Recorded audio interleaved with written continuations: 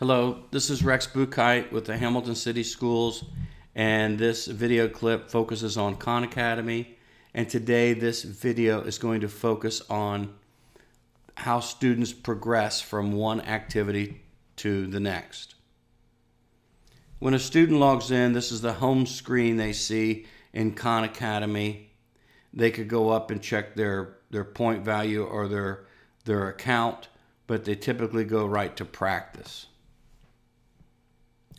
When click on the practice screen, there's two distinct components to the practice screen. One over here is the knowledge map, and it's a suggestion based upon where the child's been in Khan. These are logical suggestions where the child should be moving next. And you can see on mine, it's got several suggestions for me, and two of them I've been working in. And I need just this much more to master multiplication and division word problems. It looks like I just touched on negative word problems and moved on. But this is a nice indicator. If a child doesn't know what to do, I'd recommend they follow this map. Khan wants us to have self-directed learners. The intent of Khan is to allow children to pick their next topic of study. And that's a difficult concept for some of us to swallow because we're not guiding them in their learning. For example, when you look at addition and subtraction, and a child will go there, there's three different areas where a child could go based upon these three linear lines here. After addition and subtraction, Khan's recommending going to multiplication and division, absolute value, or decimals. A child can choose any of those three, or a child can move down into a completely new area. And that's what frightens a lot of us, is you'll be walking around the room and you see a kid working on congruent triangles, and you know that they've not had any congruent triangle background work. That's okay. What has been proven time and time again is that every child experiments with some unknown subject, and they either have success there or they don't, and they gravitate back to a natural, logical sequence of activities. And think about our own learning. We don't do everything lockstep. You know, you get interested in something and you try something new, and if you have success, you stay there. If not, you gravitate back to where it's a little bit safer. So the other thing that I think is confusing for us is the way this celestial chart looks.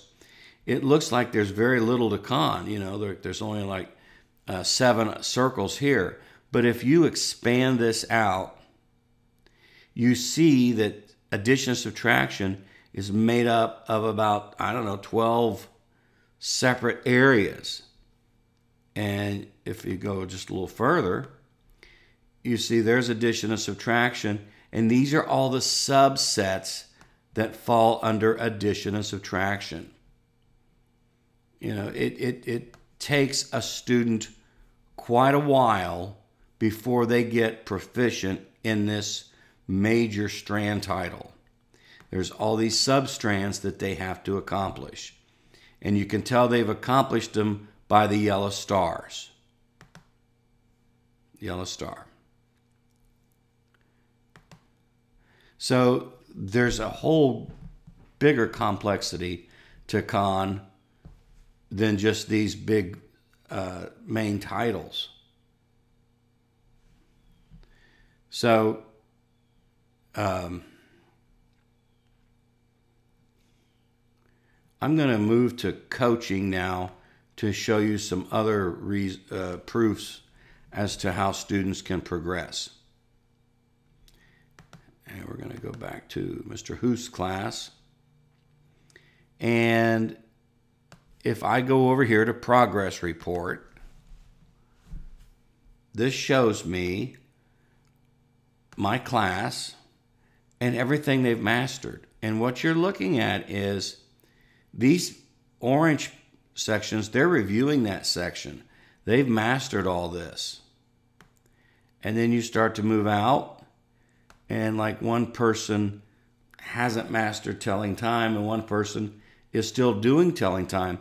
And they've gone a natural course of a logical sequence to working on their problems. And you see everybody's kind of lumped together, but then you notice some things. We start to thin out up here. This student right here just kept moving along, mastering skill after skill after skill, whereas this student hasn't even got to master those skills yet. If we're in a lockdown mode where everybody's doing the same thing on the same day at the same time, we've just cheated this student, because this student was able to put the gas pedal down and excel at his own pace. And look, let's just carry it on out. This person decided to do multiplication and division word problems, decimals on the number line, division without remainders. And they mastered those. And then out here, they worked on place value. Look how far some of these students have gotten. And it was their choice. Now, if you look at translation of polygons, this person tried it, didn't work. This person tried it, didn't work. All right. Not everybody is good at going where they want to go. And most kids do what's called a shotgun approach, where they try a couple strange standards and they get in and out usually right away. So, but the beauty of Khan is a student can move as fast as they're capable of doing. And if they need remediation help, they have that too. So let kids work their own way through Khan. Let them pick what they're going to do. They're all very much wanting to have success. They want to earn these bonus points. And as the tech teacher and the lab manager, if you keep playing those bonus points up, they'll be motivated to do skills that they can succeed at. And unlike AR, they can't go back and choose a lesser skill and just keep building up points that way. Like a 6th grader reading a 1st grade book, they still get some AR value for reading that 1st grade book. Khan doesn't do that. So the other thing that you can do, though, and there are times that you're going to want to do this, especially around when it's OAA time, and let's suppose that, you know, from your star math, you found out that ordering negative numbers was a weakness. You could tell everybody, today I want you guys, before you go anywhere else, is make sure you've mastered ordering negative numbers. So you can give them some guidance when needed, but don't do it all the time. Let them go. You know, as I said in another video, some students have 175,000 bonus points.